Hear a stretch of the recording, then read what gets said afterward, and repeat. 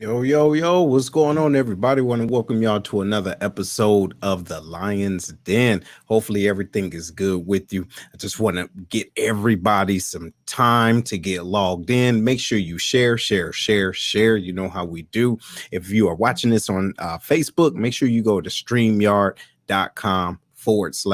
Facebook so your comments can come up. So give us a chance to say, hey, you know what I mean? Hashtag where you at and everything, because this show is going to be extremely dope. So I want you to get something to write with, get your questions, because we want to make sure that when it's time to have conversations, and if you want to call in, you will be able to do so. But we're going to really be talking about the law and what it is to be behind the blue. All right. So y'all stay tuned. We'll see y'all in a minute.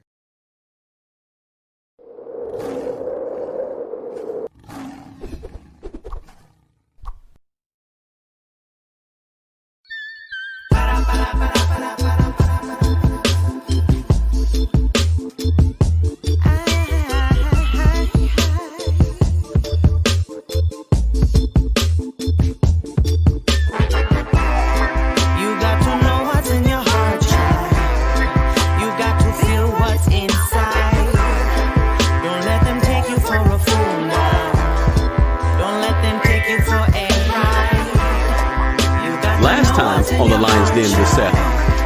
You got to feel what's inside. Don't let them take you for a fool now. Don't let them take you for a ride. Welcome to the world, young soul, where untold adventures unfold. Where the moon shine and the sun glow. Plant seeds and see what grows. Water your garden with wishes and dreams. Free like a fish in the sea. But listen to me, not everyone listens to dreams. Some hearts are skipping a beat. All right, y'all. So you are here where you need to be on the Lion's Den, and we got a special treat, y'all. Listen, my man's been gone for a while, but he's finally back. Oh my goodness, it's good to have his energy back. Ladies and gentlemen, give it up for Larry. Yo, what's up, man? What's happening? Oh, welcome back to CB4, bro. Look like you back into the prison. I'm back in the prison, man. I'm back in the den, baby. That's what it really is. Yes, it is, man. Look, glad that you made it back safe. You can get what I'm saying. You didn't get hurt or anything like that, man. So it's good to see you, man. So how you feel being back? Hey, man, I'm 2 days in, but it's all good. You know, I'm still adjusting, jet lag a little bit. I'm getting up dumb early, even though I don't have to get up. So I'm adjusting. But yeah, it's all good. Yeah, I know your timing and everything and sleep is jacked up. But hey, what's going on, everybody? Casey, how you feeling? Camille, hey, Crystal, how you doing, ma'am? So, yo, everybody, log on right now. And of course, we got to get the rest of the den on. Big Will, what's up, y'all? What's up? What's going on? Hey, I'm back live in effect with the optics, baby. Hey, Larry, what's good, my dude? Hey, look, you sound good. You sound so good, bro. You sound crisp. Hey, y'all was going in on your boy, man. But hey, we back in effect, man. We ready to get it in. When I say today's show is going to be one for the record books, hey, stay tuned. Yes, absolutely. All right. Hey, Big Herm in the building. Look at this nut. For real? What? So what? Oh, my bad. I thought I was still backstage, man. So what we got to do? What you need your own your background music? It's in Tennessee. We call that the 5-0 dance. You know what I'm saying? So when your team is 5-0, you know what I'm saying, you do a celebratory dance. You know what I'm saying? Keep yourself motivated, bro. You know? Yes, cat, bro. hey, Will, man, it's good to see you finally full in effect over there, not static up, and I can't understand you, man. Hey, it's not my personal business, man. And Larry, man, honest to God, man, I'm glad you back. You know what I'm saying? Your energy, like Seth said, man, was much needed. And we back full effect, fellas. How's it feel? Yo, it feel good, man. It was like, you know, our missing link. You know what I'm saying? So right. We back, now, man. We forming Voltron now. Yeah, I'm telling you. Hey, let our powers combine. Well, no, that's Captain Planet. Forget it. Good. Hey, so what's going on? I think this is Netta and Kendrick. What's going on, everybody? Yeah, but like Will said, man, we've been searching for. We've been trying to do a show like this for a while, for months. You know what I'm saying? I'm trying to get an officer to come on and talk to us about things from their perspective. and we finally got one that's going to come on and talk to us, man. So, hey, you guys that's out there listening, please take advantage. This officer has 20 years of experience, you know what I'm saying? And his perspective is probably going to surprise a lot of you guys. So I would like to welcome to the show Officer Lamar Sharpe. What's happening, everybody? All right. Whoa, my man's, listen, you getting it in them streets, man. Hey, and listen, I know it's heavy. I know it's heavy, you know what I'm saying? But welcome to the den, brother. How you feel? I'm great. It's an honor to be here. Thanks for having me. Appreciate it. No doubt, man, no doubt. So, Big Herm, want to give you the honors, man. Hook him up. Look at him. His phone and right. You see how everything just go right and then hey, I'm not hitting the mute button no more, man. I done tore up my whole setup over here. I'm gonna just be quiet when I'm not talking. Yeah. Hey, so Officer Sharpe, man, I actually found you when I was just cruising around Facebook, and I saw you make a comment on a page. And I thought that he was interesting. I was like, man, this cat has a pretty good perspective, man, about what's going on in today's society.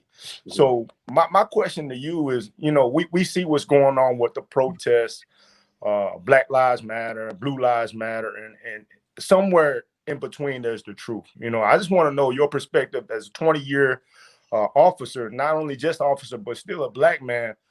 What is your perspective on everything that's going on right now in today's society? You know, I really, the thing is like, I for Black Lives Matter, you know, Black lives have to be respected more in this country in order for us to move forward. You know, and the equality needs to be taken into effect. But also too, it's like, and once we do that, and I know people say, you know, all lives do matter, but Black lives have to have a little bit more meaning. Have a little bit more meaning in this country, and you know, and that's basically what it is. And I know a lot of people slash Blue Lives Matter, and they say all these different things. Well, if you support Blue Lives, you're racist, this and that, and the other. And I'm sitting here like, no, that's not true. It's just like anything else. When you think about your fraternities, or you know, and you know, even guys that are been in the military, like you guys, you've been in the military, and you sit here. If another brother that you served with called you or needed you, you would be there in a second. You call them family, and that's the thing too. Is you have police men and women who go out on a daily basis making peanuts, putting their lives on the line for people they don't even know. So it's when they talk about the blue lives, they're talking about the lives that's meaningful for the lives of officers who lost their lives, who paid the ultimate sacrifice. It's just like a family, just like your sororities and your fraternities, how they call each other's brothers and sis. It's all one family, and that's what it is. And it doesn't mean that blue lives are against Black lives or any other lives. It's just a family. It's a family of men and women who have paid the ultimate sacrifice, you know, doing a job that they love. You know, okay, so I can dig that, man. But tell me, how do you feel having to continuously explain that? You get what I'm saying? Explain to the individuals that look like you. Can you speak on that? You know, and it's sad because sometimes, you know, like, you know, the protests have taken off all over the country. And you know, and it seems like I watched a video. I have a video saved on my phone where it seems like at every protest, the very first people that they single out is Black officers, men or women. They single them out, and it's even happened to me where they tell me that I'm a disgrace to my race. Serious? Yeah, and what's really baffling is that sometimes I have people who are not Black who come up to me and have said this to me, and I'm sitting here like, wait, hold on. So you have people, you would disgrace the Black race. Yeah, she told me I'm a disgrace to my heritage. Oh. What? and you know, and I know I have family members who've been out and they've protested, they standing up because they want to have equality, and then they also want to talk about some of the privilege that is in this country, and that right there let me know that there's some type of privilege that you have where you could say that to me. You have no idea what I've been through. Ah, boy. Oh, I know they can't dig it. They can't dig it. Wow, that's crazy. Big Larry, man, what you got, man? Hey, man. I'm gonna hit you hard with this one, Mr. Officer right. Sharp, not Mr. I'm gonna call you All right. Sharp, right? So I'm gonna take you back to when we was kids, right? Because I think we're all in the same age group. I remember as 8, 9 years old, I used to see the cops come through the neighborhood all the time, and they used to pass out police cars and hats and all kind of stuff. Like, I feel like why have we lost like touch in that? You know what I mean? Like, what happened to the public service piece of being a police officer, and a big disconnect between those that patrol the neighborhoods and those that live in the neighborhood? What is your thoughts on getting back to where it used to be, where police officers were seen as part of the neighborhood and not, members against the neighborhood, if that makes sense? Right. I talk about that all the time. If you remember, we used to, like, a lot around the country, we had a DARE program. We used to have officers used to come in, they talk to kids about doing the right thing, say no to drugs, this and that and the other.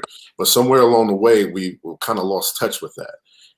And police have become more militarized than community servants. And I think that's where the problem has kind of taken place, because there's funding for everything except for getting more officers to do the things that are more involved with the community. And now with everything that you see going on, you're starting to see a lot more of that. The problem is now I think as a country, we're conditioned to not accept it as much. It's just like, it's like our mindsets are like, it's too late.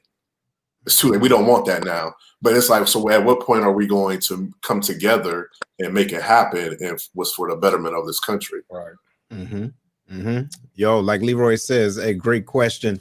Larry, community policing needs to make a comeback, man. That's absolutely right. And I know it's hard because it's a lack of trust. Mm-hmm. And you know what? I want to get with Herm a little bit later, because I want to talk about a little discussion that we had as far as the type of individuals that the community can get into the police force. But hey, Big Will, man, what you got, man? I know you're ready. Oh, I am.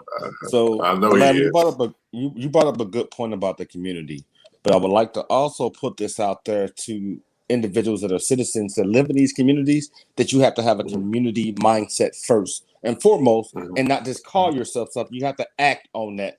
And right now, we're not acting as communities as consistently. We're being reactionary to events. Now, Mr. Sharpe, what I want to ask you about is your perspective on the rules and engagement on stop and frisk. Do you agree, disagree, and why?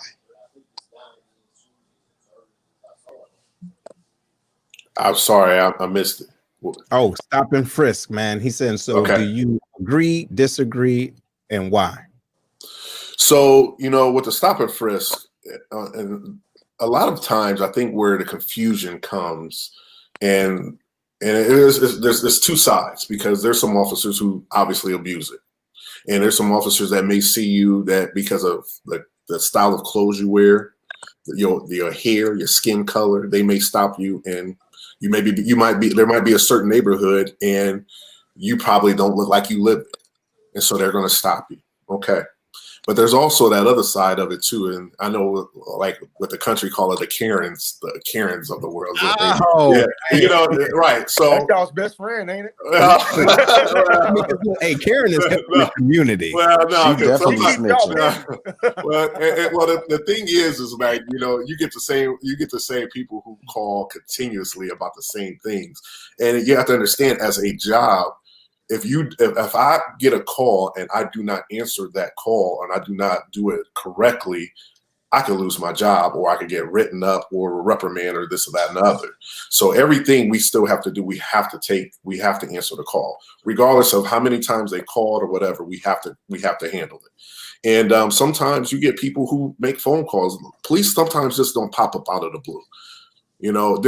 We have roll calls. There's stuff passed on from each shift that happens. What happened before the prior two shifts?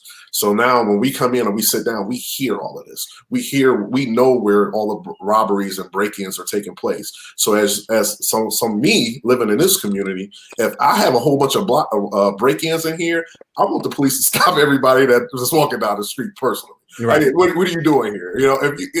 And again, if it comes back to community policing, guess what? if I'm riding down this street in this neighborhood, I know he lives right down the street.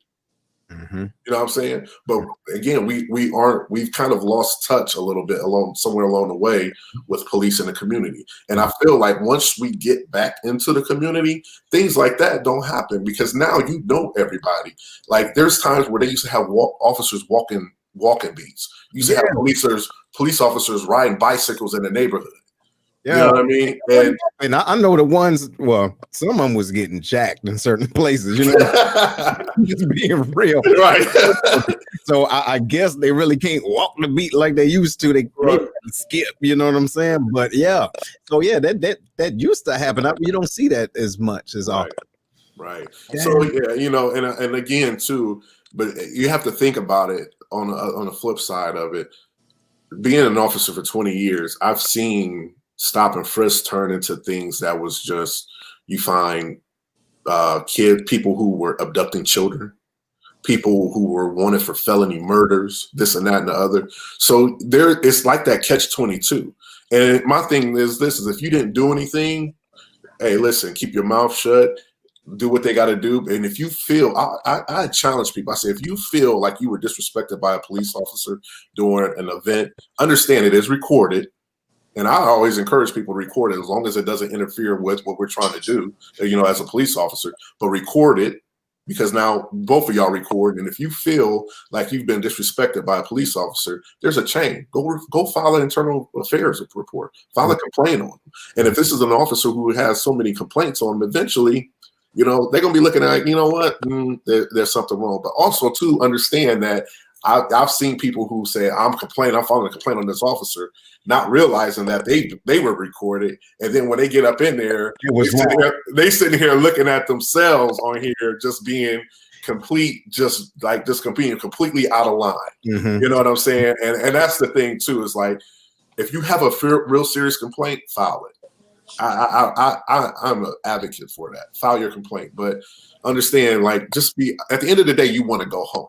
Absolutely. You want to go home. So follow whatever, if you know you didn't do anything, hey, take that time out. And I could tell you a lot of officers, they don't even want to do the paperwork. They don't want to, you know, they're like, listen, you good? All right, bye. See you later. Have a good day. Right. They want to go about their way.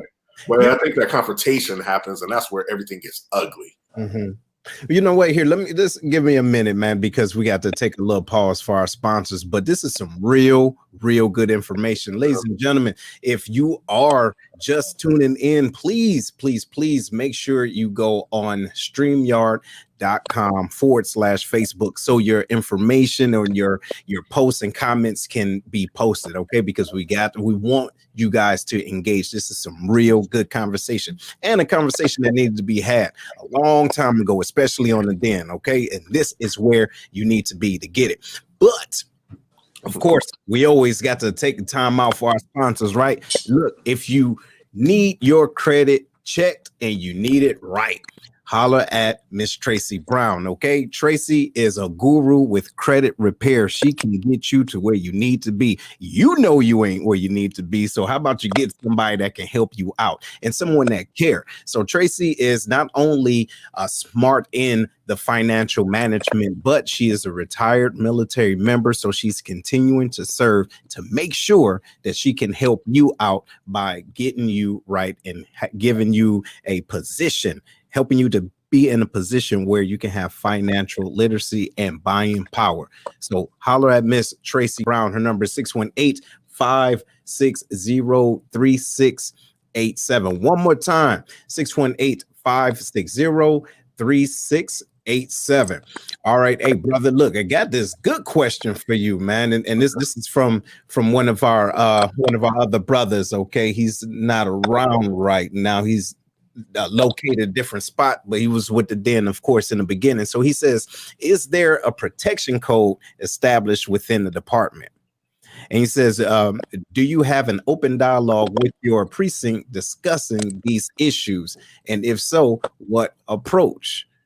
All right. What approach is the organization taking to highlight this subject, if that makes sense? So I want to make sure I got this correct. He said like a code, like as far as just like, Yeah, I mean, because now I don't know if you heard of. Oh shit, you should have been. Yeah. Oh yeah, that blue code. Yeah, I've heard of it. Yeah. So basically, what he's saying is that do you have open dialogue to let them know when something's out of line? Oh, absolutely. You know, that's the thing too, is like it's in our, like for our department, it's actually in our rules and regs, our policy manual. Like if you see something and you don't report it and it's known that you saw it and you didn't report it, you can get just as much trouble as the person that did it, whatever they did. So, you know, so and so that's the great thing. And then too, if you have these body cameras, they know, you know, and a lot of times too, the radios let you I think a lot of them have GPSs in them. They know where you at. You know what I'm saying? They know where you at. So you can't say you wasn't there. You know? So, and I think too, is you starting to see a lot of more accountability coming across departments. And as far as a code, like, I don't listen, if you right, you right. If you wrong, I'm gonna let you know about it. Plain and simple. There's no in-betweens for me. Okay. I was, you know, when I was young, living in Akron, I was thrown on a cruiser because I fit the description. Okay. So I know what that feels like. Okay. So I'm not going to sit here and do that to anybody, and I'm not going to allow that to happen to anybody that didn't do anything. Right on. Right on. Big Herm, what you got, brother? So that's a great way to segue, because I got a question about being a black officer. So being black in the military, we see these protests in the NFL, and people say that's disrespecting the flag and disrespecting the troops, and people think that all military think this way. But a lot of the black troops don't think that way. You know, we don't see it as no disrespecting the troops or disrespecting the anthem. We see it for what it was. So my question for you is, being a black officer, do you also feel, you know, separated in a certain way, because you are officer, you want to serve with honor, but at the same time you're a black man, you know what I'm saying? So a lot of things is going to be torn, you know what I'm saying? You're going to have thoughts about being a black man and then also the officer route. Right. You get what I'm saying? Right. I think everybody has their own preference on what they, you know, and my thing is too, is when I remember when Colin kneeled, I didn't feel, I heard that. 1 second, Sharpe, because let me clarify it. The question is, all right, so for us, you know what I'm saying, we see it different. So as a black cop, you know, of course y'all are put up a front, like not a front, but we're all together team, right? But being a black cop, there has to be some difficulty, you know what I'm saying, within, when you hear people say this, you know, this is how all cops think, when as a black officer, you probably don't think that way. Right. No. I'm not talking about the protests in general. I'm right. talking about, yeah, is there a divide between the police force, between the black cops and the white cops when it comes to that? Especially if you see some injustice that's going on, right? And it might not be in your precinct, but you're looking at TV and it's like, yo, you get what I'm saying? This is out of line. So, you know, what type of, you know, dialogue do you guys have? And you know what I'm saying? So yeah, we have training every year, and I know a lot of the things we talk about the diversity, not only just in the community, but also within our police department.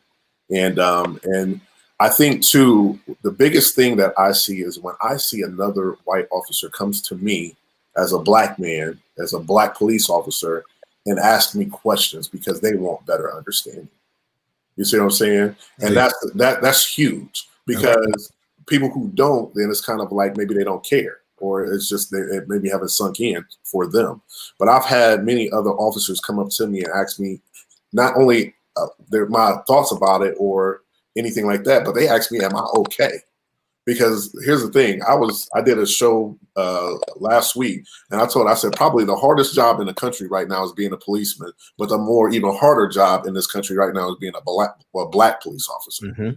And it is true, because, you know, we have our feelings, and there's sometimes things that maybe the country doesn't understand, kind of what we've been through, or as a race, or some of the things that are going on behind closed doors.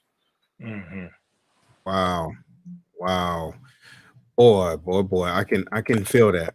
I can really feel that. Hey, Big Larry, what you got, man? Yep.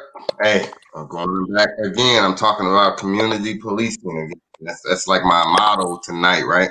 Because I feel like that's the way the connect comes between police officers and the neighborhoods, especially the urban neighborhoods. Going back again, you know, I want to talk about. I know you do a lot of community service. You know, you got your nonprofit organization and things that you do. So what's your message to the youth when you talk about being a police officer or just a police officer in general, right? Because you think about when we were kids, we used to play cops and robbers. Nobody wanted to be a cop. Everybody wanted to be the robber, right? And then mentally, though, as we get older, we still have that same mentality that nobody wants to be the cop. But if we want to police our community, we have to police our community with people that look like us. If we expect them to be understood and to be able to be relatable, it's not to say other races can't relate to us. But what I'm saying is, my relation and your relation is a totally different than some outsider, if that makes sense. So, what do you say to those individuals that still have that mentality? You know, kind of doing what I do. I go into a lot of different schools around the city, in a county actually, and when kids actually, I feel like parents and society can kind of mold kids into what they're going to be. And I feel like too, so I know, knowing that, and it could be good or bad, knowing that I try to do stuff, good things for kids. And now when I come across kids, I'm seeing kids, little black kids who say, Officer Sharpe, I'm going to be like you when I grow up. Not LeBron James. I had a kid who had an opportunity. He could have wrote about, they did a famous person day, and they could have wrote about anybody. People were doing Barack Obama, this, you know, Muhammad Ali, and this kid picked me for his school. And it's about the interactions that you and how you carry yourself and the like. And then just even saying hi to kids and give them high fives and things like that. Now you're starting to see kids around here. It's not about being a robber. I want to be the cop. You see what I'm saying? And that's the thing. And like I said, just that exposure, it'll change the expectations of a lot of mindsets. Right. So, and I think if we can get more of that policing, that kind of policing going on around the country, that whole mindset will change. See, now, all right. So you ready for it, Herm? Because all right, I do want to talk about it, and we hit on it a little bit, but being a police officer in your own community. So you got the black code. You see what I'm saying? Like the cops and robbers. Yeah, okay, I don't really want to be the man. Right. And on top of that, then I really don't want to snitch. You feel me? I know we talked a little bit about that behind the before the show, but so me and Herm was having a conversation, and it's people that feel this way, but I'm gonna let him kind of talk about it. What you think, Herm? So the conversation I had, I was thinking one day somebody had posted something about with some police violence, and they asked the question, "What can we do?" And I'm thinking, we need more of us on the police force. You know what I'm saying? You know, the same people that's going off to join the military and stuff like that. Why not consider the police force? I got a very stupid response back from that. You know what I mean? And it's just very pure ignorant. Who won't say it's stupid? It was uninformed, you know. I'm gonna say stupid. But my thought is, his thought was a pushback saying that us joining the police force is not the answer. And I'm like, well, how do you expect people that don't look like you or don't come from your community to have a great understanding of how your community operates? There will always be an outsider, no matter how many times they walk around. They didn't grow up there. You know what I mean? So what do you think about that? Having more people that look like us join into the police force. Do you think that would be helpful or hurtful? It would absolutely be helpful. Especially if you come from that community, you understand what's going on and the conflict, the troubles that's going on in that community, and then knowing people and holding other people accountable, because it just, like, there's so many times I've met people just getting out of my cruiser and I've established a relationship with them, and then next thing you know it, I'm looking at them, I'm like, you okay? You good? All right. Something that's small. Right, that's small. And but you do need Black representation in most police departments, because a lot of times when you go in the police departments, you don't see the representation within the communities. And the thing is, it's not that police departments aren't trying. It's just that, again, people, you know, in the black community, they don't want to be the man. I could tell you, growing up, I didn't want to be the man. I could tell you, like it was. I grew up with the mentality. NWA. Yeah, I was all that. Hey, You know you what I'm remember saying? that? Well, do you think that we do a good job with that? Because, see, all right, take the military, for example. Mm-hmm. We go into schools and actively recruit, right? Right. You know what I'm saying? I wonder how it would be if the police force did that, the fire department and things like, because college is not for everybody right off the bat, and maybe Right. not ever. What if they did that, went to these inner city schools like, hey, what you think about being a cop, building that relationship and things like that? Then people that would normally go into the military, the Marines and the Army and stuff like that, you know what I'm saying, might actually consider being a cop. Yeah, this is another me and another fireman. We talked about that. Trying to like start a program where we can go into schools and start trying to maybe hold a class once a month or twice a month where they can learn things about the police and the fire and you know, start a career. And then starting this thing called like we have an Explorers program, but we want to do something where we can have a place where people could come in and be hands-on and do things as a policeman and a fireman, and then also things that might help them push them forward farther on the tests that are given. So, you know, we talked and discussed that, and I think that's huge. Like when we recruit, we go on radio stations, we go on the newspaper, we do everything.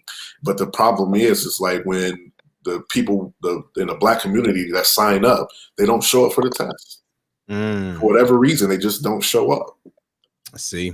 And yeah, I think the fear kicks in, and somebody talks to them and talk them out of it. You know, I remember times I remember 20 years ago, I was waiting for somebody to talk me out, and I would have never took this test. They pushed the ASVAB. They pushed the ASVAB to us though. Yeah. Oh yeah. They do. Hey, well, look, brother. Hey, but before we go into the next segment, I want you to think about this question. So it says, have you ever been put in a situation to defend the black community against other cops in light of recent events, i.e. Breonna Taylor, George Floyd, etc., where the actions taken by cops were clearly unjustified? So hold that.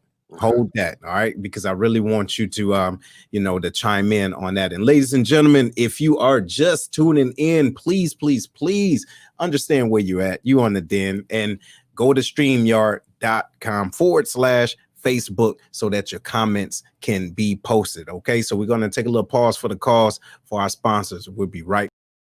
Monique Slater is a top negotiating, award-winning real estate agent in San Antonio, Texas. Her focus is on educating and empowering individuals on building generational wealth through home ownership while providing exceptional service with integrity and excellence.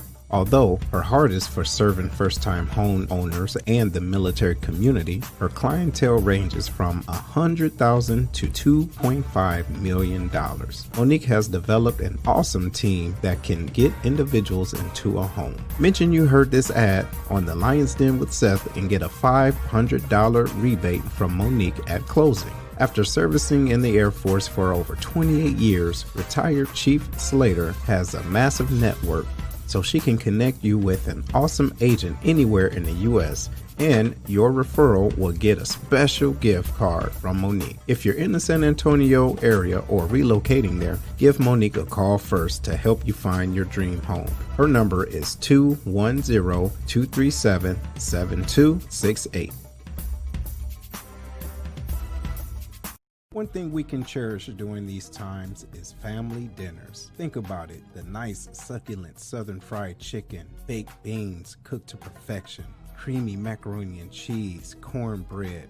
You get the point. Come check out Kevlar's Grill, where all the meals are cooked with perfection, professionalism, and love.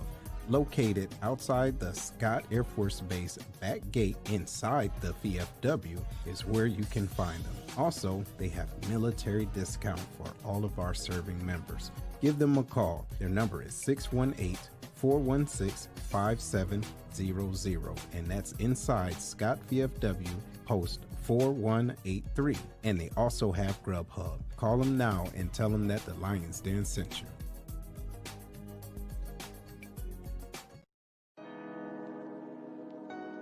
Hey, what's going on, everybody? This is Seth with the Lion's Den. Are you or someone you know looking for a tool to help them be more accountable? Check out the Black Collar Mindset, the Art of Strategic Thinking. It's a manual to help maneuver through life strategically by holding yourself accountable every step of the way. Go to theblackcollarmindset.com to grab your copy today. Again, the website is theblackcollarmindset.com. Trust me, you won't be disappointed. Let's get it together.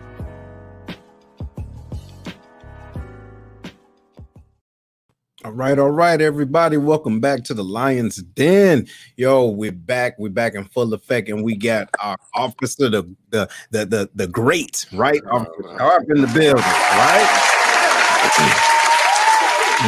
Right. And y'all, look, if y'all just tuning in, we're talking about Behind the Blue. And don't forget, we got our man's Larry back. He was long gone for a while, but he's back in full effect. Welcome back, Larry. So before this last break, we had this question, a real good question. And just for those to see again. All right, it says, so have you ever been put in a position to defend the Black community against other cops in the light of recent events, i.e. Breonna Taylor, George Floyd, etc., where the actions taken by the cops was clearly unjustified? So what you think, brother? I made a post a while ago when George Floyd happened, and I don't even think I think I was as a Black man, because I always have to tell people I was brought in this word Black. I wake up every day, I'm Black. And there's times where I've been places where I've been treated a certain way. And you know what I'm saying? And when I saw the George Floyd, I was hurt. I was angered. I was upset. And then it kicked in as a police officer. I was pissed off, because that's just not how you do it. You know what I'm saying? And when you see things like that, I'm not one of those people, when I see something on video, I see a 15-second clip, I'm like, oh, yep, that's a bad police officer. Mm-hmm. That's not how it goes, because what led up to that? Because you can have a police officer fighting with somebody, and this dude is whipping this police officer's butt, and the police officer, his tactics kick in, and he gets back into the fight, and now you only showing 15 minutes of this officer getting back into the fight, and now you done made a judgment on that officer. You know what? Now, and I hate to interrupt, but to that point, now we've seen situations where cops getting their ass kicked. Right. Yeah. But it just seems like, maybe it's just me. All right. Maybe I don't see enough, but it's different type of demographics that can go one-on-one, and then the cop kind of think about things first. Let me say stop. Let me grab my taser. Then let me grab my gun. But it seems like for other demographics, it was like, oh, he about to swing. It looked like he about to swing. Pow, pow. I didn't know that because I felt threatened. Now, am I wrong? Yeah. Hey, listen, I've seen it. And and my thing is too, is like, I've witnessed that before. I mean, as not as a police officer, I've witnessed that as just a regular civilian. Okay. I've been through that. So I know exactly what you're talking about. But I think too, when the George Floyd thing happened, I made a post about it, and I was just speaking from my heart. And I didn't agree with it. And I was told people, I was like, please don't judge every police officer on the actions of one other Black police officer. I say, you can't do that. It's not fair to the guys. Like, there's so many guys that do what I do out in this country as officers. And I say, why is it that they have to pay for that one officer? And that's the biggest thing that's going around the country, because now what is it? They call it the ACAB. All cops are bad. You know what I'm saying? And I don't even have an ill bone in my body, but yet you calling me bad. You know what I'm saying? And that's the thing, is we have this mentality because of one officer. And I can tell you, no matter what I do here in this community, whatever another bad officer does around the country, it affects me right here in this city. Mm-hmm. And that's sad. Yeah. It's sad, but this is how it is right now. It's unfortunate. Big Will, what you got, man? Hey, Lamar, you spoke to one bad cop. I seen multiple bad cops in that situation with George Floyd, because you were a bystander and you said nothing. You're just as guilty as we discussed earlier. Right. Yep. But what you're seeing is more consistent across the board. And I look at training from a military perspective, we're trained, we're taught rules of engagement, escalation of force, etc. Mhm. I really want to know, what kind of training do cops get that military don't get? Because you guys are in combat more than us, Mhm. hitting these streets day in and day out. Right. So I'm really looking to understand the type of training you guys receive and what shortfalls do you see from a cop's perspective. Right. I think like with our department, our training is very intense. However, a lot of people talk about defunding the police, and that's not the key. You need to spend more money on, and then also too, the budget of training needs to be a little bit better for police departments. Okay. Instead of requalifying or doing this once a year, maybe we should be twice a year, or you know what I'm saying? Maybe add a every 6 months that you should go through this. Okay. Because I think that helps not just keep the officers safe, but that keeps people safe in the community, and I think that's the biggest thing is the training. Some departments, their training reflects what's happening on the streets. And then too, here's the thing too, you get some officers, take me for instance, I'm a 20-year vet.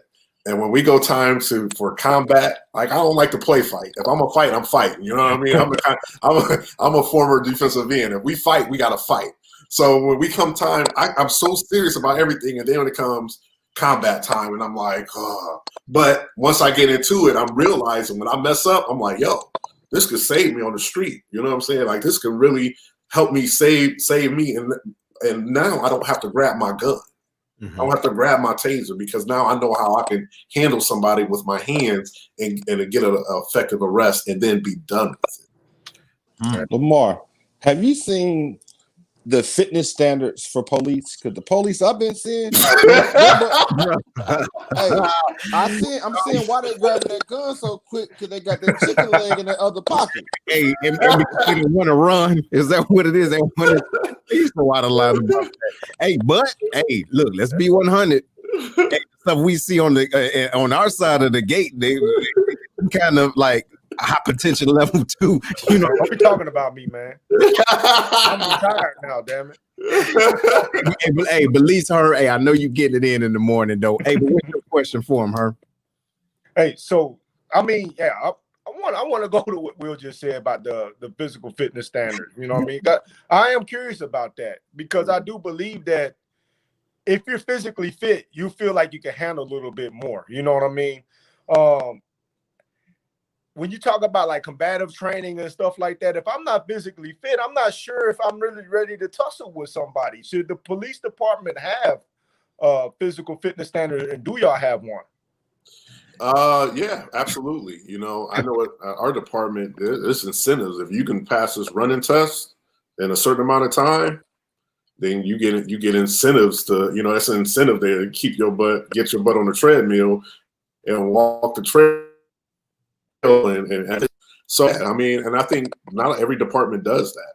And I know I've been some places that I'm sitting here looking and I'm like, yo, this officer might fall out here in a minute if the wind blows too way. But, and that's the thing too, is like you're starting to see a lot of different changes come about in the police departments. And I feel like eventually that's probably going to be one of them as a standard is, hey, listen, if you can't do X, Y, and Z, then it's time for you to hang your belt up.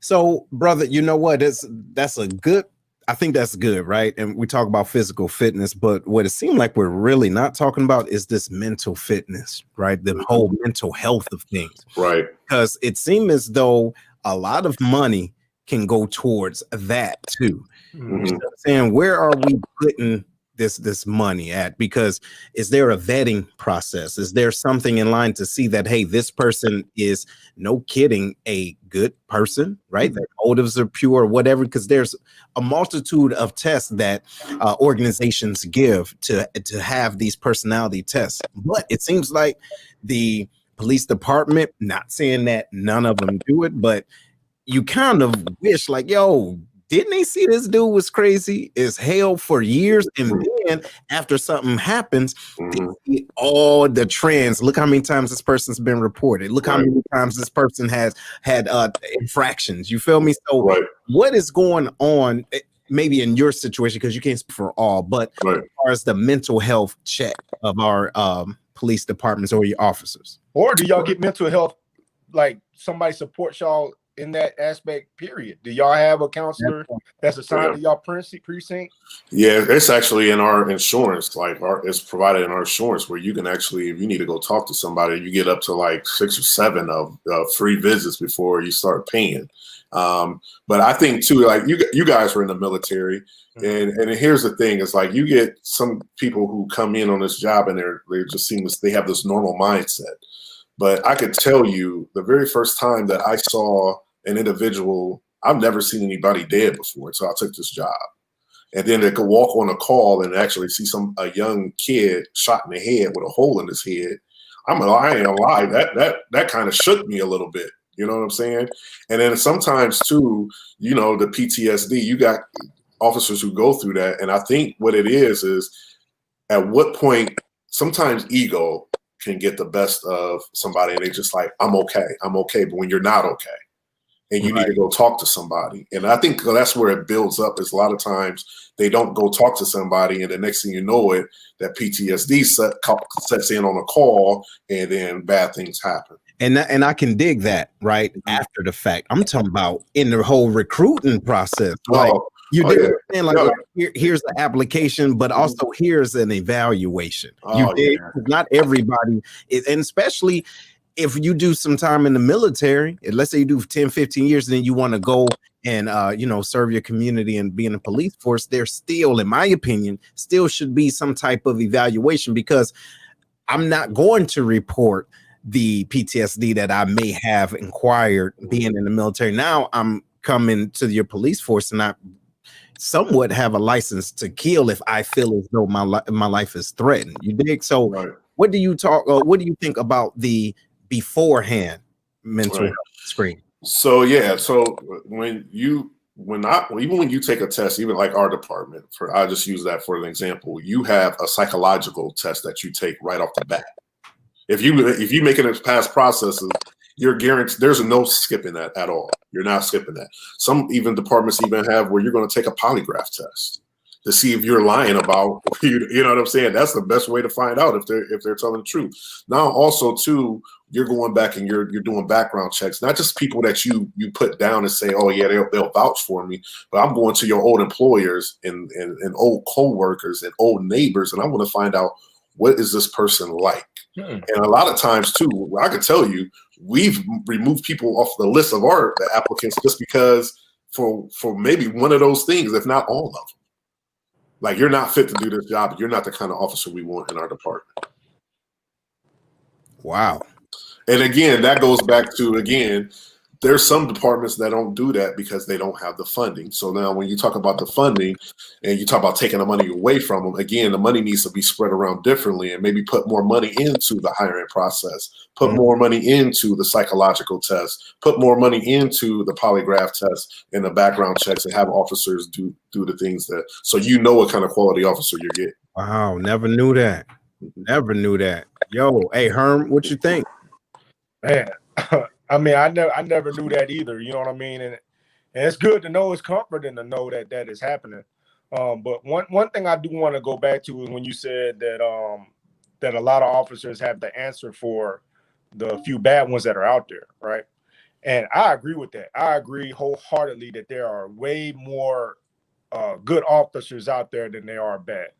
Nobody can convince me that otherwise. I think what the people's frustrations is that we don't hear enough from the good officers, right? Like when these things happen, we feel like we don't hear enough about them speaking out against the bad officer or what can be perceived as a bad officer.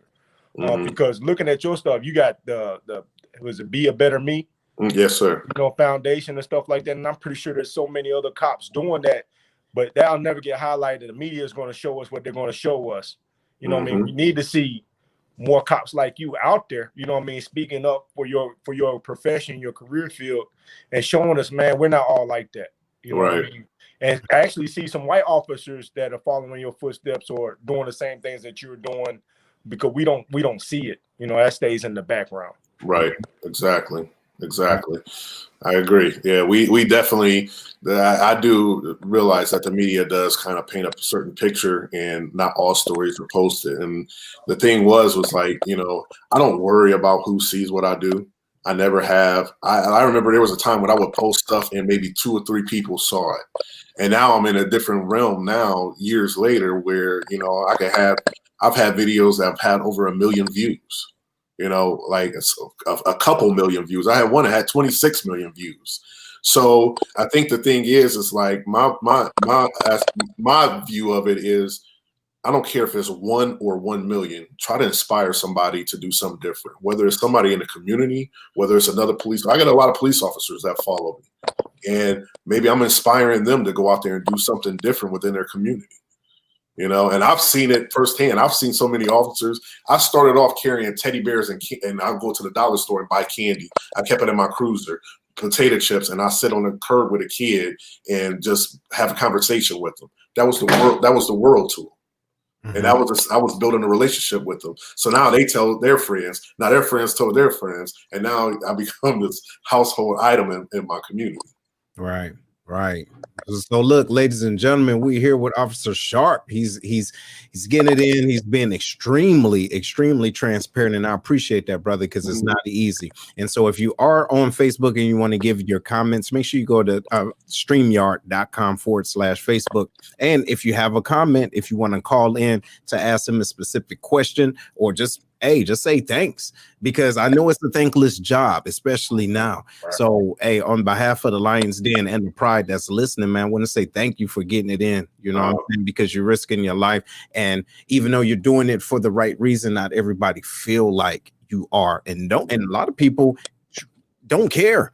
You feel me? They don't care, and they wrap their minds around this social issues without looking at your position. So you got another question here. He says, "Is it true that if a cop gets fired for repeated instance of police brutality, for example, he or she can apply to be a cop in another jurisdiction?"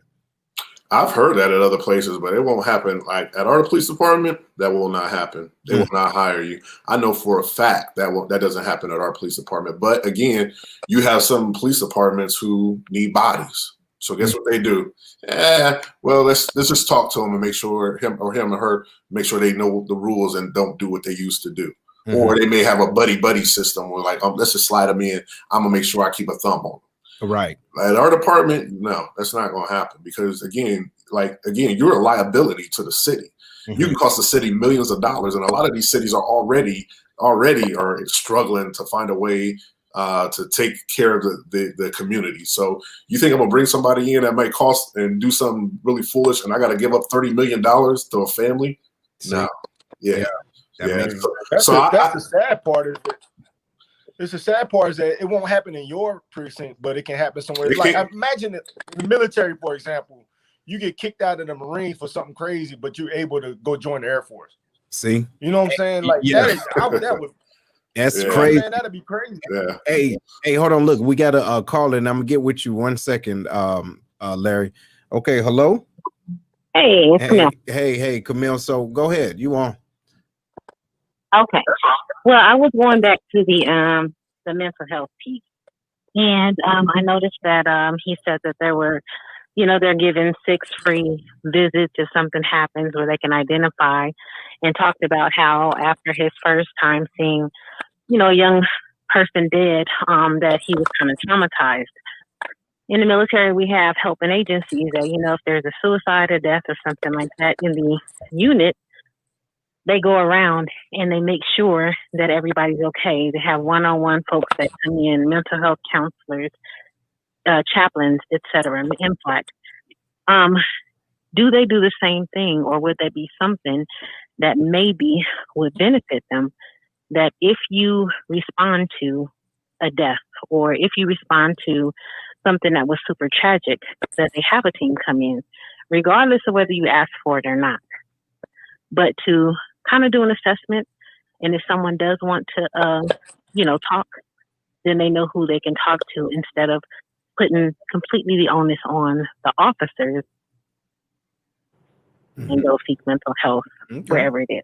So that's my question. That's a good question. What you got, Officer Sharpe? You know, I think a lot of times too, like just working with supervisors, you having supervisors who are compassionate about the guys or women that work for them. They tend to check up on, you know, a lot of the officers that may go through something. But to have somebody that's there naturally just to say, hey, you need to go talk to somebody, that doesn't often happen. Again, it has to happen on your own accord. I remember my career, and I could tell you, there was one time I remember a couple of times, I felt I needed to go talk to somebody. And I saw some kids burn up in a house fire. And I watched them pull the kids out, and we tried to get in there, and the ceiling falls down while we got the door booted open. So we'd have been a couple seconds older. It could have been me. So when I think about that, and I remember it was Christmas Eve. So for a longest time, it affected me. And now, mind you, I have 6 kids myself, and I saw these 5 kids pulled out of this home. And I could tell you, I remember I walked into my house and that morning, and I could still smell the smoke, the fire in my clothes. And I'm kissing my kids that morning with tears in my eyes, thanking God, because I'm a very spiritual person. So I had to, I have my own ways, I guess, of dealing with things. And I literally sometimes I have to pray myself out of situations. You know what I'm saying? And that was one of those times when I did. I just had to, I had to stay on my knees and pray, because that was very hard for me to deal with. And then even still, after I felt I was over it, when Christmas came around, I felt it every year. I felt it. So, I mean, it's good that that's something too, if you restructure the program and maybe you have somebody in some of these bigger cities, because not every city needs that. A lot of times there's not big things happening in cities like that.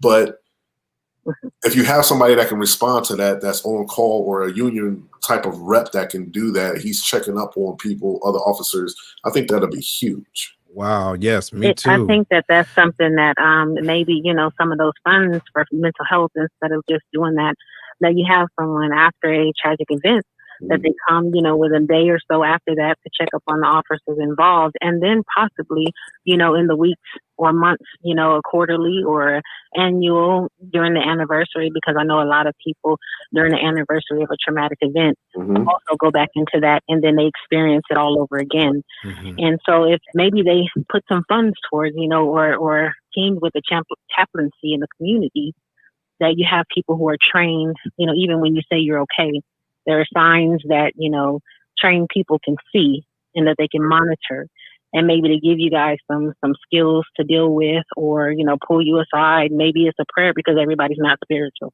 you know, those who don't have that foundation, but to have a trained professional, you know, not just a supervisor or something, but that's their job, to come in and continually evaluate you guys. I'm sure that the funds wouldn't be too much, but I think that it would pay dividends in helping people, you know, especially officers dealing with that, especially when they have to go out and do it again. Absolutely. So, thank you very much for your... Thanks for calling, Camille. Appreciate it. That's Camille. Thanks, Camille. Right. Take care. All right. Hey, Big Larry, what you got, man?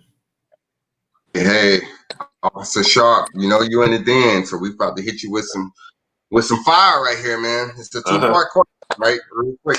So we have that old adage, you know, with when it comes to police officers, right? And this is about accountability, right? So protecting the shield when it comes to being a police officer.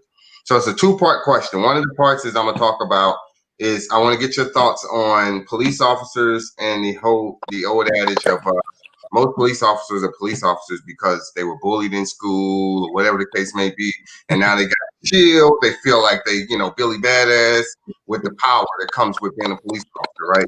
I want you just to give me your comments on that. And then the second part of this, and this is the deep part right here, is when it comes to police accountability. When we're talking about police brutality and whatever aspect you want to put that in, the difference between the suspect and the police officer and how they're treated when it comes to the media. Like, what are your thoughts on that? It's like the suspect business is all over the place. You know, we know his mama's name, his cousin's name, his sister's auntie's name, but when it comes to police officer, all this stuff is shielded. And if we want to talk about when I was going back to as far as bridging that gap in the community, is being transparent. And if we're part of the community, we're all part of the community as a whole. So I understand the union and how that stuff works, but just give me your thoughts on that. And that's where I'm at. Okay. So as far as you said it was the cornballs, man. Yeah. You know, that's the thing is, I think you do get some of those. You do. I don't think there are some of those guys that just, I don't know what it is that one of this, like, they felt like once they became a police officer, they was just going to be. They used to get their ass beat. Yeah, it was going to be the toughest thing since sliced bread, and but there's not every officer that's like that though. Because look at me, for instance. You know, that wasn't me. I grew up in a poor community, you know, and then and where the police drive by and mug me, they tighten up their gloves, looking at me like do something wrong, kind of, you know, like that's how they're looking at me. And all I wanted to do, if he would have got out the car and threw my ball, play catch with me, that'd have been everything. But now we had this division and the vibe. But I think too, but I know also I'm a former defensive end and I played in the Big 12 and linebacker. So I don't have to prove my toughness to anybody. I know I'm tough. And sometimes people look at me because I might dance with some kids or I might give them some candy or teddy bears and be like, oh, they view this policing as soft. And I'm like, I'm far from soft. I'm like, listen, we can get locked in a room and I can show you that there's no softness. And I'll shake your hand and hug you and kiss you afterwards. But I just show you that there's nothing soft about me. So I don't have to prove anything to anybody. And I think that's the mindset, is that you don't have to come and get on this job and take a badge to prove that you are something that you're not. Yeah, you know, and I don't have to prove anything that I'm not. I am who I am. I'm gonna always be who I am. I'm gonna be the person that my mama and daddy and all my grandmothers and grandfathers raised me to be. All right. So what about that second part of that question? I know it was a compounded question.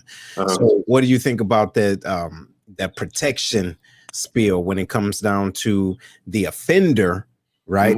Everything is put out there like, hey, you know everything about him. You know what he did in the 3rd grade. Right. But when it comes down to the police officer, it's like mum's the word. Well, you know, it's an internal investigation. So, you know, we got to take care of some business on this end first. Yeah.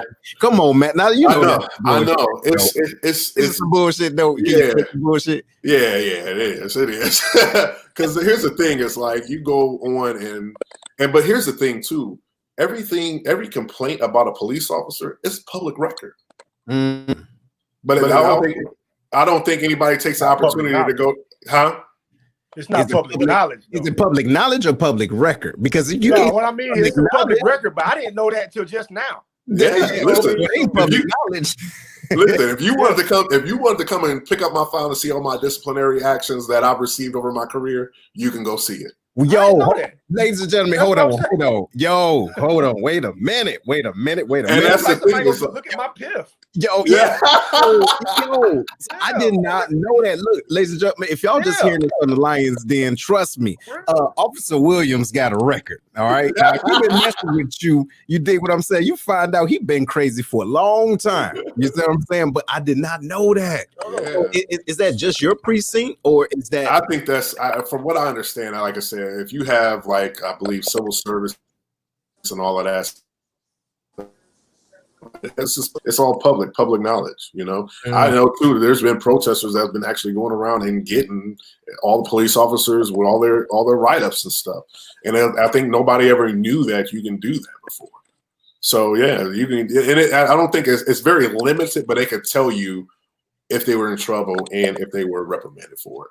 Wow. Yeah. Wow. Yo, that's dope. Well, but see, the thing is too, and again, social media is, I don't believe everything I hear. When I hear somebody, especially a victim, and you want to bring up their past, this and that and the other, that's not for me. Like, who died and made you God? You know what I'm saying? That's my mentality. I'm like, stop judging people, because that's what's wrong with the world. We are so quick to judge people instead of looking at the facts. Let's go off the facts. And I'm a factual person. Show me the facts, and that's what I'm going off of. Yeah, that makes sense. Hey, and so shout out to Tony. He says, to be honest, departments, businesses, and leaders could build a lot more trust and goodwill if they would speak up about injustice immediately, regardless of whether or not the situation was recorded, public knowledge, etc. You're absolutely right. You're absolutely right. And sometimes we forget, because we're caught in the moment. Right. You know what I'm saying? But yo, I did not know that. And it's not about how could it help me as much as it can help our community. You get what I'm saying? Right, Because not everybody that's, up and down your street riding in that squad car is from where you're from. So any type of information we can use to help, it's good. It shouldn't be like that.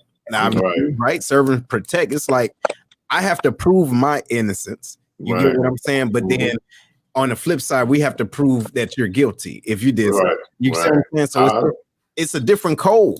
You feel me? It is. Big Herm, what you got, man? So we've been talking about of course, a lot of the police negative press and stuff like that. But I want to flip it a little bit, and I want to talk about your Be a Better Me. There you go. Foundation. You know what I mean? You recently had Maurice Claret come on, and you say you played in the Big 12. Where'd you play at? Kansas University. Okay, yeah, Rock Chalk Jayhawk. Yeah, that's almost a college. You know what I mean? Hey, listen, I didn't even know they had a football team. I was trying to be slick because I was a good basketball player. I was trying to get a slide on in with Roy Williams at the time. But check this out. My question is to you. You recently had Maurice Claret come do something for one of your events, and a lot of us are familiar about what his path was, the troubles that he came in. Now he's bouncing back as a motivational speaker and doing great things in the community. Talk to us a little bit. I know we're running short on time, but talk to us about your organization and what your goals are and what you see in the future for Be a Better Me Foundation. Well, so Be a Better Me Foundation, I've had this vision for years, but I always sat on it, and I felt like I wasn't confident, or I didn't feel like it would be successful. So eventually, a lot of times you just have to, everything in life, you got to take that step and move forward. And I moved forward, and it was probably the best thing I ever did, because our foundation is saving so many lives. We're changing the mindsets of so many of our youth, because our youth are all they seeing out here is rappers. They're promoting just disrespecting women, drugs, being gangsters, this and that and the other. So where's the balance at for a lot of these kids? And I'm just trying to provide that. Our foundation, we try to provide that balance. So we provide mentoring, we provide tutoring, we give out thousands of gifts every Christmas. We feed the homeless people during the winter time, or not even the homeless, homeless and low income families that might need a meal. We feed it, because I was somebody, I would tell you, man, listen, my mom, she would make black eyed peas and cornbread, and we would have it for 4 days in a row, because that's all we could afford. But that's some good eating. That's some good eating. But when you gotta eat it for 4 days in a row and you a kid, you ain't trying to do that. Yeah. And to this day, I don't even eat black eyed peas except for doing Thanksgiving. Right. Hey, if you were asleep, you wouldn't be hungry. Right, exactly. Well, your mama must be my mama. No, you know how it is. Well, look, brother. Hey, tell us a little bit though about your book, man. So, ladies and gentlemen, he's a published author. If you didn't know it or not, he has a book called The Suspect of Hope. I got him too, right here. There you go. Good. And my children's book too. Right, and children's book. Yeah, man. Tell us a little bit more about that. So yeah, my book is just a little bit of story about my path to be where I'm at today, and it's just talk about some of the things that I've been through and what we're doing as a foundation. And so that's basically, it's a great short read. When you write and you thinking like, man, this is great. This is a big old novel. And then they break it down, and I'm like, this was it. Yeah. This was it. Like, oh man. So yeah, and it just talks about a lot of things. I talk about trauma in my life, because that's the thing with a lot of us. We have trauma. We don't know how to address it. And it took me 40 years before I could tell I was molested when I was at a very young age. And it took me 40 years to talk about it. And I had to live with that. And I realized, looking back over my life, how it affected me. And that's the thing we don't talk about. And especially in the Black community, we experience so much trauma. See, that's what I'm so glad you said that, man, because we was having a conversation about this earlier, and it seemed as though we come into situations already broken. You know what I'm saying? We're already broken, and then based off of society's view of what you should be, we try to fit that mold without dealing with the things that broke us in the past. You feel me? And then the way that we're coping with it can bleed off into our organizations, into our families, into our lives. So essentially that mental health earlier on, or when you knew that it was an issue, could be beneficial. You get what I'm saying? And moving forward. So wow, man. But no, and I know that that's vulnerable. You did to talk about that, but it's huge because it's showing individuals who can still be a man and talk about the things that you couldn't control. This happened, but this is how I was able to deal with it, man. For so long, I was ashamed. For so long I was ashamed of it, and it also caused me issues when I was growing up. It was like I've seen on this job. Well, another traumatic thing was I sat here and I said, "Yo, like I've seen a little 2-year-old that was raped by mom's boyfriend." And to see this little kid laying on there and realizing what happened to me, I remember I was sitting here looking at dude and I was ready to jump on him. Like that was me. And that's the traumatic things that we don't address. And that's that part of that PTSD that kind of came up to kind of get me later. Wow. Hey, so look, we had a question about if it's available. Is it available on Amazon? Yes, it is. And Audible and Kindle. Okay, good. So look, ladies and gentlemen, please go out and support this brother. Hey, that's dope, man. That's real dope. So www.lamarsharpe.com. Yo, man. So I know we getting pressed for time, but Big Larry, man, what you got, man? Final word. Hey, my final words is I appreciate you coming on the show and being open and honest and answering some of these tough questions that we give you, man. You're not speaking on behalf of the entire police officers or the behalf of the police in general. We understand that, just like we don't speak on behalf of the entire military, but we're just relating as human beings. And I think that sometimes is what gets lost in all of this discussion is that we're all humans. It doesn't matter the skin complexion. We're still humans. And so I appreciate you bringing that on and just answering the question from your perspective and your perspective only. You're not speaking on behalf of your unit. And it's great to have you on. And if we can have you on again or get some of your other buddies on, like we have these conversations weekly and we need to have more of these conversations. So thank you. It's good to be back and I appreciate all you've done. Thanks a lot, Larry. Hey, listen, y'all call me, I'm on. All right. Look, we do appreciate it. Big Herm, what you got, man? Man, again, just like what Larry said, man, thank you a lot for coming on and do this. I know it can't be easy doing stuff like this, and I know you have other talking engagements and being a cop at the same time, you know what I mean? Because you're very open, you know what I mean, about your thoughts and what you think. And I think the people really need to see that, you know what I'm saying? Because we get desensitized and start thinking cops aren't even people. Right. You know what I mean? And now I'm over here listening to stuff that you've seen, that you've witnessed. I forget that you pulled burning babies out of a house. I forget that you've seen rape kids and all the stuff that you've seen, somebody with their head shot off and stuff like that. I forget. So, you know what I'm saying? When we hear that stuff, man, it puts things in perspective of what an officer really is, what they truly is. No, they're not some people just out here whooping people's ass. You know what I mean? There's a lot more that goes on to the makeup of what a police officer is. Thank you for sharing that. You know what I mean? I really appreciate that.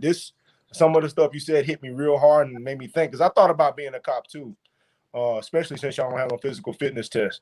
You know what I mean? I thought about doing it myself. Maybe you'll sit your ass down. You know what I mean? But I'm like, I ain't got to run. I'm like, okay. But when you said that you sat across from somebody that raped a 2-year-old, I'm thinking, how would I handle that? You know what I'm saying? It looked like WWE in here. You know what I mean? So, Officer Sharpe, thank you. And what I want most is for you to stay safe so you can continue spreading that word, you know what I mean? Letting people know, you know, what the other side is. Absolutely. Yeah, brother. And what about you, man? If there was one thing that you would like our audience to know, you get what I'm saying? Like just something, you know, what is it? If there's one thing that you would like to leave us with? You know, we have to be able to respect people for regardless of their race, religion, or culture, whatever it is. Respect people for who they are, and you know, and understand it's okay to disagree with somebody. So if you like Biden, okay. So you like Biden, but don't hate somebody because they like Trump. Or you like Trump, don't hate somebody because whatever it is. You know what I'm saying? And I don't talk politics, but whatever it is, it's okay to not be. That's what makes us unique, is that we're all not going to agree. There's people who are married and they just don't agree with their spouse, but does that mean like they're at the end of the world? No, it's not. Y'all just don't agree on something, and it's okay. And a lot of times too, on my social media, only thing I put on here is it's time out for the negative on social media. It's all positivity. I'm always trying to spread something. I'm trying to help people. I'm trying to put a smile. I do things that I'm an introvert, and you will see me dancing with kids, and I don't even know the dance. But yeah, at the same time, I'm doing it because the kids, the relationship, and the smiles on their face. So sometimes you just got to step out your comfort zone to be the change. Mm-hmm. Mm-hmm. Yes. Yeah. Man, listen, I'm not going to reiterate what the den has said, man, but I do thank you for taking the time. And again, thank you for doing what you're doing, even just by being in the community and wanting to connect with the kids. And it's important. It's extremely important, because in order to change the narrative, we got to be the change we want to see. Exactly. You see, so if you being the brother out there trying to do the stanky leg still, knowing Right. this years old, quit it, right? And then they doing something else you don't know, but at least you're out there. And like you said, that is going to it's going to connect with them, man. It's going to change their lives, man, essentially, because they will remember one or the other. They're going to remember Officer Sharpe that was always messing with me when I was little, and now I can't stand cops, versus Officer Sharpe that sat down and you know, has some chips with me, and now I have a different level of respect for cops. And I know that there's different people out there, but this one officer treated me like I was a human being and not a nuisance in my own community. So I want to thank you, man, for being on again. And also the den, look, I appreciate y'all. Hey, the best audience in the world. You know what I'm talking about? And, hey, what'd you say? It was popping. Oh man, we try to keep it like that, baby. That's what we do on the den. And so we keep it real. And I mean, look, we got some we got some trolls, you know what I'm saying, that try to come through just because the energy is what it is. And you know what? See the comments, yeah. Okay. You know, no, you ain't seeing, because I cut them out. But the deal is that you know you're doing something when you get it, right? And I know that you too, Officer Sharpe, is getting a lot of pushback from individuals that don't look like you and possibly that look like you. So I wanted you to just stay encouraged, man. Keep doing what you're doing, man. Fight this good fight. Right on. And Larry, no Mizzou here. That's not a real school either. No, hey, The guy whose school got so yeah, we're gonna leave that alone. All right, hey, but listen, ladies and gentlemen, and then we thank y'all for being on. Get it in, enjoy the rest of your week, and we will see y'all again, not next week, okay? It won't be a show next week, but we'll see you in November. All right, again, there will not be a show next week. We got to take some little time to get some things right, but still stick around. We love y'all. Y'all keep it easy. All right, later. 5-0. Right. Man, shut up.